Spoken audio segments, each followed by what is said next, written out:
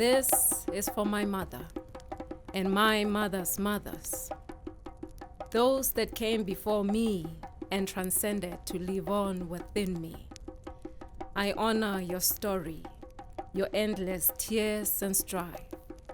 I honor your joy, laughter, and wisdom.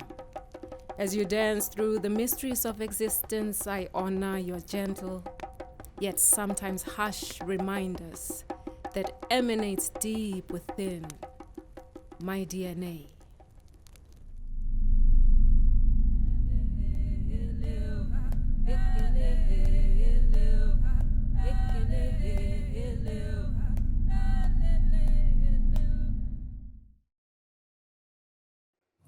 Growing up in a Christian home, I was taught that practicing our African traditions was primitive and evil.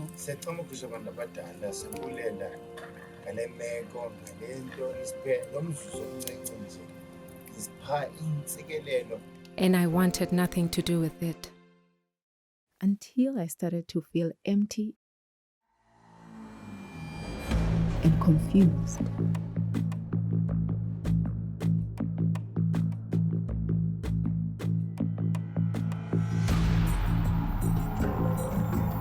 My ears started to drum. My feet started to swell. Sometimes when we journey through life, we meet people who help us find our way.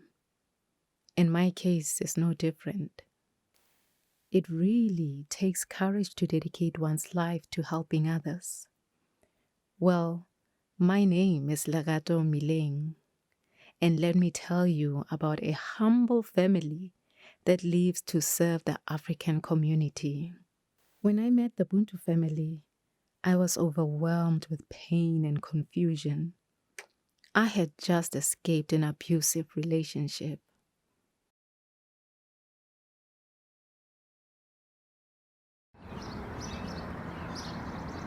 The Buntus run Ebukosini Solutions, which is a home for young Africans who are seeking directions in their lives.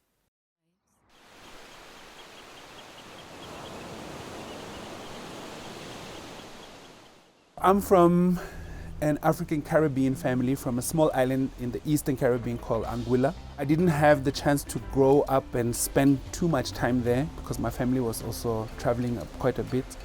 So part of my growing up was in a Scandinavian country called Norway. So I think coming back to Africa, where our people were taken away hundreds and hundreds of years ago, has been a very important part of understanding my journey. Baba is a Pan-Africanist, a Black nationalist, a decolonial, and an African spiritual practitioner. As I grew up, I think I asked a lot of questions. I was that child even that asked and asked and asked everything. I think those questions slowly and gradually as I became a teenager became very much about identity. What does it mean to be African? Why is it that Black people are looked down so much upon, especially in the European world? Through the years, he struggled to fit in, and he longed for a real role model in his life. So he relied more and more on books about Pan-Africanism, African politics, African culture, Black power, and analysis for guidance. So who impacted me? It's interesting to think back. I think it's mostly people that I didn't meet. It's mostly people I didn't touch and have any direct conversation with. So I remember when I was introduced to Marcus Garvey, Honorable Marcus Garvey. I hold him in such high esteem. And he became kind of a father figure for me because he was so brutally confident. His voice was just penetrating everything that wanted to stop the Black voice. He didn't ask for permission. And I think that it's like a boxing glove in my face, like, wake up, what are you doing? I learned about Thomas Sankara, learned about Patrice Lumumba, I learned about Steve Biko. And then we find incredibly powerful queens in our African history as well. So I started studying them and I started to really realize how much I'd been lied to. His journey prepared him well to better align him with his purpose. in helping young Africans to reconnect to their African roots. Through the years, he took young men under his wing to mentor them, and later established Ebukhosini Solutions, where he took them in to ground them, groom them through African teachings and practices. So I think since I had an experience of growing up feeling so frustrated and not at home and having a sense of belonging anywhere, I realized that there are others who feel like that. There are others who feel that they're falling through the cracks and there's no place that they can really call a home. And I thought, I want to provide a space for people who feel like that. Through the course of his journey, Baba met a young woman called Tebogo, and they got married. And that is when Ebukhosini started to open its doors for young women. Ebukhosini Solution is an organization that I run with my husband, Baba Buntu. We have been doing this work since 2002 until now. Ebukhosini means House of Royalty. And for us, the understanding is that we are royal people. And when you say royal people, not necessarily that we're coming from royalty as in the way royalty is known. Royalty as in we are people of high standard, of high stature. So we always have to remember that. So when we say that we are Ebukhosini or we are Ebukhosini Solutions, then we started our company that is also our house as that space of, I call it an intervention to the questions that we have. When we met, I had already started to invite young people to share space with me and have a daily mentorship, fatherhood role in young people's lives. So when Mama found me, she found me doing that. And I think it took her a little bit of time to get used to it because it was a little bit different than what she was used to. But I also knew that if she asks me to give this up, like if she says, no, we're just not going to live husband, wife, that's all I want.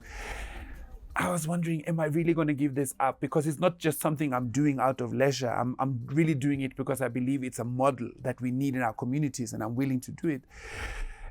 Fortunately, she really opened up to it to the point that she started suggesting people like, shouldn't you have a talk with this person? What about that person? And it became a very integral foundation of our home. When I came from being Tebogo to become Mama T, at first, being Mama T, I was like, oh my goodness. Because I was young, I was very young by the time I came to Ebukhosini. So it was a little bit like, this is a heavy responsibility of being Mama T. It took me a little bit of time to adjust to that. I am a mentee and daughter of Ebukhosini myself. And because Baba understood what I needed, he introduced me to Mama Buntu. What I found interesting during my stay at Ebukhosini is how they use Asian practices to find solutions for modern challenges. Re leboga mo letsatsing la gompieno re bitsa lona bokoko le bontatemogolo re bitsa lona badimo ba lesedi lona badimo ba ba thusang ba ba tsamaileng tsela e ka nnete ba amogela go nna manyelo ya re etelang pele.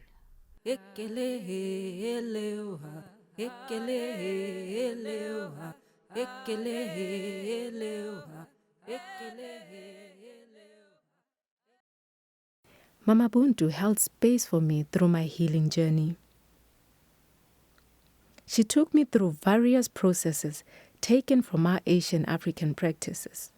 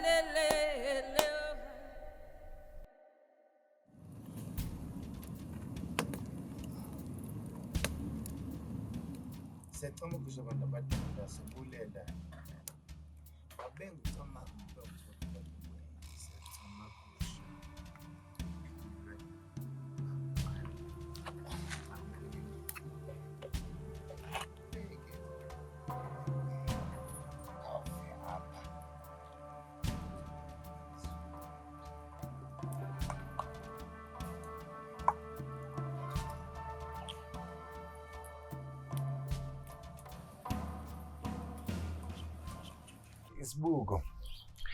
So if we directly translate it in English as it is, Isbugo is a mirror.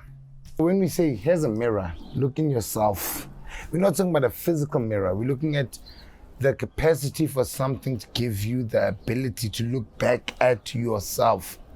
So you take a herb, it's not a physical mirror, it's a herb. But the herbs, there's several, and this is indigenous knowledge around the world. So now there's medicines that will bring you back to yourself, that will show you your own consciousness, your own mind. So isbugo, mirror. We're using English to define these things, but isbugo, uzbuga, to look at yourself as you are. We do these medicines to look at ourselves and reflect upon ourselves and to understand ourselves so we can mirror back into the world as we live moment by moment, day by day, second by second, hour by hour. The Buntus, they've created a space where us as Africans can help each other.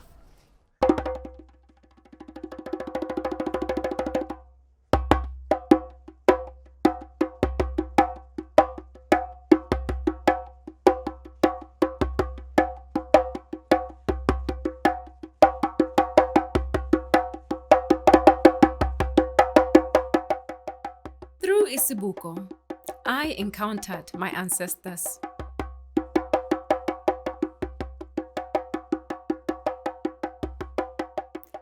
And they revealed to me my gift as a sacred healing dancer.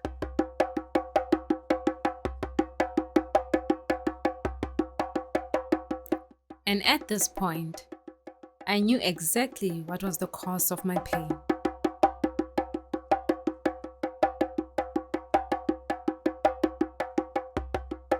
And where my traumas rested. I was ready for my healing. And in the process of my healing, I also went through a woman's circle called Kandaka. The family constellation. This is where I learned that sometimes we inherit traumas from those who came before us, and these traumas affect our lives today.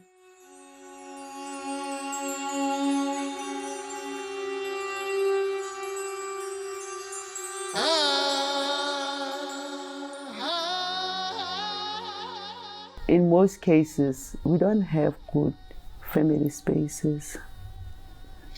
We don't know, we have even forgotten what does it mean to have a good family space. So part of Kandaka is to create a space for healing for women.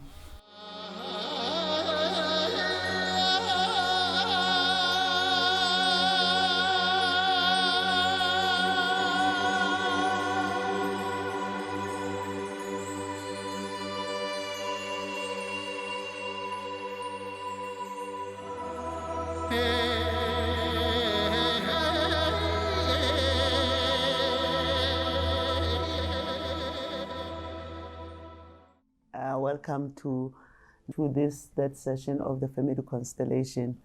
Family Constellation is a group process that enables us to reveal the discomforts that we walk around with. And in looking at those discomforts, you find that some of them are created by this life right now, or some of it is intergenerational. So the healing part of family constellations is that where there's order, then there's harmony. Mama Buntu asked me to write a forgiveness letter. This was very difficult for me to do. I found myself staring at a blank page for hours. And finally, I took a deep breath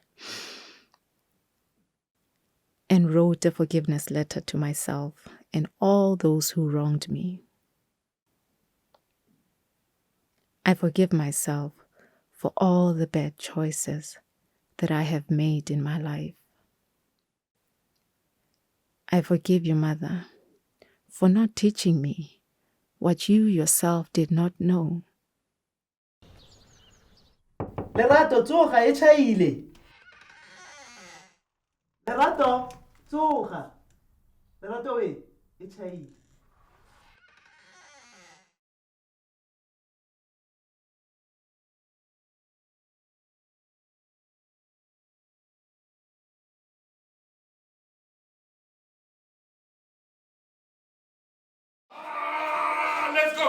As we live together, the disciplinary code in the house is quite clear and spelled out very clearly to everyone. And they are given a chance to, or a choice to, if they want to work with this or if they don't. And what we normally do is that we allow people to come in for a period, maybe a couple of weeks, a month, to test it out. Because it's not for everyone, and not everyone is interested in what we do, at least when they really see what it's about. Because maybe some of the things we do might look nice and interesting on the outside, but when you get into the depth of it, it's hard work. It's hard work when you are tired. You need to get up early in the morning. You need to do a lot of work. You get tired, and we don't want people to feel exploited. We may have to let somebody go who we also see really needs this. And if they leave, where are they going? What's going to happen? There are a number of sons and daughters that have left us that, and we still live with some of that pains. Like, where are they? What happened? Why are they not in contact with us? Did we do something wrong? Should we have done it differently? For us as Ebukhosini, for the longest time, we did not have the place that we can call our own. So we were renting. And doing this work whilst you are renting, you don't settle. Because at any given time, you can be given a notice that they want you out. It's not only me and Baba moving. And we move with the consideration that where are we going to stay? Are we going to be able to accommodate other people? Other people that we are servicing, the offerings that we are giving, are they going to have? People are going to have access? One of the main challenges that we are facing is issues of funding, because when you run an organization like this and you are mentoring young people, you stay with them. In our work model, we have part of consultancy. So this is where we bring in some of those resources and to Ebukhosini. And sometimes you have those who are like really knowing the work that we do, and they donate. They donate some funds for us, and this is how we keep the work of Ebukhosini going. Today, I cried. I cried for thousands of women who carry centuries and lifetimes of pain. I felt it all, as if it was all mine to feel. Today I cried. I cried for thousands of women who carry centuries and lifetimes of pain. These tears were drawn from timelessness, and they keep flowing from the depths of my DNA, my bloodline. Today I cried. I cried for thousands of wounded women who carry centuries and lifetimes of concealed rotting wounds, yet they are expected to carry on and serve. I felt it all. Burdened with centuries and lifetimes of pain that I cannot consciously account for, I too have to carry on. One of the most significant person who I met during my stay at Ebukhosini was Mangala. I was knee deep in peer pressure, struggling with self, addicted to things people really shouldn't be addicted to, and had lacked an overall sense of direction and purpose in life. The approach in which Ebukhosini took to help me was manifold, but the one that I like to highlight was it was militant. You know, you don't breathe. You know, and it's not militant in that they'd yell at you at 6 a.m., splash you with water, wake up. No, it's not like that. But it's like if let's say because you know, as humans we go through things and then you're in your mind and you walk past the office and you don't greet. It's like, yo, you didn't greet. And sometimes it seems like it's not a big deal, but no, you didn't greet. He has risen within himself. He knows the king within. He knows who he is. You're always getting checked on your character. There's something wrong here. You're not patient. You're too loud. You're inconsiderate. You're too this. You're too that. And when it's constantly repeated, it's like you're attacking me, and it's a militant approach on that level. You know, that you're constantly getting checked on your state of being, you know. But at the same time, it's very gentle and soft, because now when you acknowledge, I'm inconsiderate, they're like, yes, my son. So I know some could ask, like, why are you doing this? You're not getting paid. It's not like this creates riches for you. And my response is really, we are doing this because we have to. We absolutely have to. And it's not because we are better than anyone or more equipped than anyone, but we all have to fulfill a certain mission, and this has become ours. We are a majestic people that have been on this planet since forever, and we have done so many great things. Now, over the last 2,000 years, we have lived with destruction, invasions, wars, massacres, and we need to start really rebuilding our continent. And without access to some of the resources I wish I had, this is something that I can do. This is something that I can offer. I want to just say, for some reason, it's like when something is in line with what you're supposed to do, all other things, you don't experience them. It's like when someone say that, who are these people that you are staying with? Like, which people? These are our children. I don't find it hard. It's like it gives you a sense of what life could be. It's like breathing in and out. I count myself blessed for having landed on the doorstep of the Buntus. I dance to the rhythm of your song. I chant your chant. I stomp your stomp. Shake my ways through time and space. Neither here nor there, but everywhere. Neither now nor then, but always. Neither me or you, but one. Your dance is my dance, and I dance for all. I dance my mother and mother's mother's dance, those that came before me and those that transcended to live on within me. So my name is Jabulile Madinane. My name is Bennett Nzoko. My name is Khanyisa Mhlongo. My name is Mangala Mangala. My name is Kopano Setlhare. I am a daughter of Ebukhosini. I am the son of Ebukhosini. And I am the mamani at Ebukhosini. And I am the daughter of Ebukhosini Solution.